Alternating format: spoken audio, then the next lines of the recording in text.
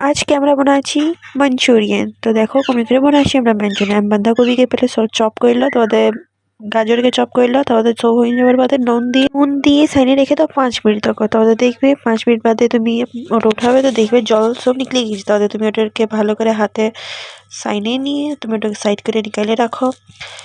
তার বাদে তুমি ওটা ময়দা দিয়ে দাও, ওটাকে সাইনে দাও। তার বাদে ফির গোল গোল বানায় রাখো। তারপরে তেল গরম করতে দিয়ে দাও কড়াই। তার বাদে এটাকে দেখো, এটাকে ছাইনে দাও। তুমি রেড ব্রাউন হওয়ার তক এটাকে ছানবার বাদে मंचूरियन ग्रेवी देखो कौन कौन है। प्याज टे रसुन दिए दाओ, তারপরে পেঁয়াজ, শিমলা মির্চা और সস এগুলা দিয়ে সব মিক্স করো।